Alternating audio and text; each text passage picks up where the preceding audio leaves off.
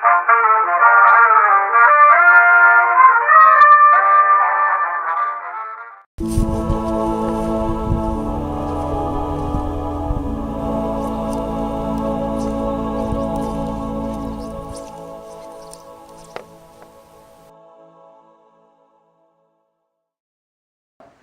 my name is David and welcome to the first part of fly fishing basics. I got a request yesterday to do a series like this where I teach away some basic fly fishing things for the beginners out there. So yeah, hopefully you guys will learn a little bit and it will be enjoyable. So yeah, I'm not an expert when it comes to fly fishing. I'm really not an expert, but I know, yeah, I can say that I know pretty much, and I've been fly fishing in 3 years, and I really learned a lot this summer. I've been reading some books, and you know, I got a pretty good view about what fly fishing is and how you do it. So hopefully I will be able to teach you guys something too.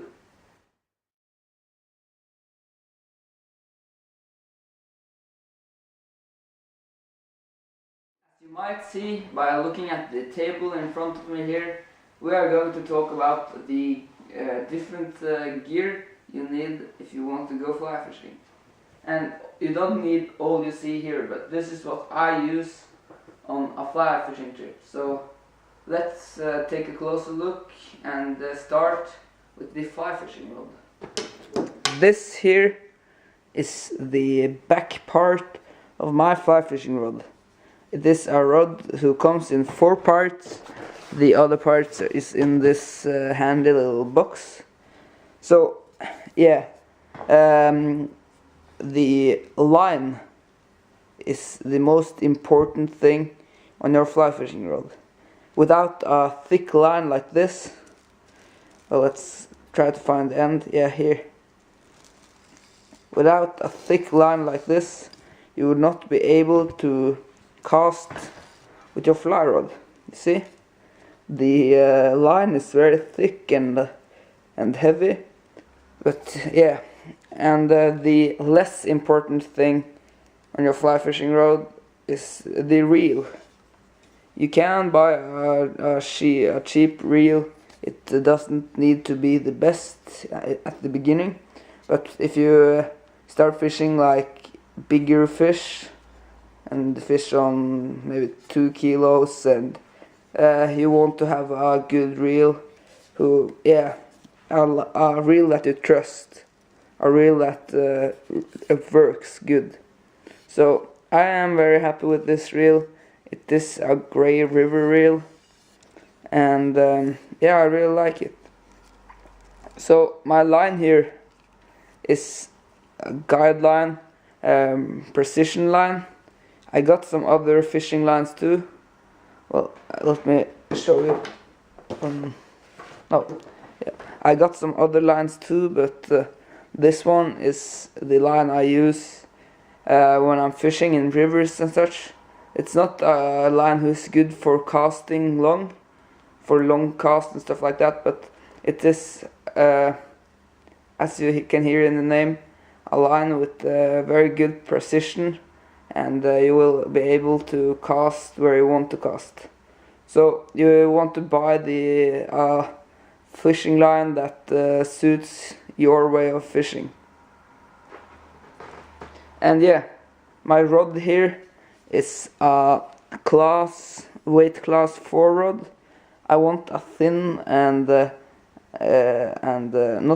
not too long rod, so I can really feel the fish and get contact with the fish, because I don't really catch a lot of big fish. So it's fun with a light with a rod who is light, and yeah, you will really get contact with the fish. But if you got stiffer rods, you will be able to cast longer than with a very thin rod. This is my fishing vest. As you see, it got a big pocket behind here and many pockets in front here. Here I got a line cutter Got some fly boxes here, some leader material, another fly box, more fly boxes, and you know, the things I need on myself when I'm you know, wading in a river and stuff like that. You don't want to go out of the water again to get new other things to use, because yeah, that's why I use a vest like this. You got everything on you, and you're able to change flies very fast, and yeah, you know, that's the point with the fly vest. Okay, what you see here is my fly fishing boxes that I carry while I'm fishing. I'm going to talk about flies and fly tying in the next episode, so we won't go very deep into this. But if you are going to catch fish, you need flies. You need flies who suits the fish you are fishing for. So I fish mostly for trout and grayling, so I got different flies for trout and grayling in the boxes here. But I've also been in the sea fishing there, so I got some big flies here that I'm using there. This is other trout and grayling flies, and though I don't use it a lot, I got some wet flies and stuff in this box. So yeah, I'm going to go closer into this next time and show you guys more. I also use a pair of fly fishing glasses while I'm fishing, so it helps you break the surface. It is Polaroid glasses, so it helps you break the surface so you can see easier through the water, and it is also safety if you cast the fly, so you won't get the fly in your eyes. Okay, this is my wading shoes. We're going to look at the waders and my fly fishing net. You don't need this to go fly fishing. You can live without it. You can also live without the fly fishing vest too. But yeah, these are great to have. I'm using them all the time when I'm fly fishing. I didn't use wading shoes and waders and fishing net in the beginning, but after a while you want to use things that makes it easier for you and even more fun. So yeah, let's take a look at the waders too.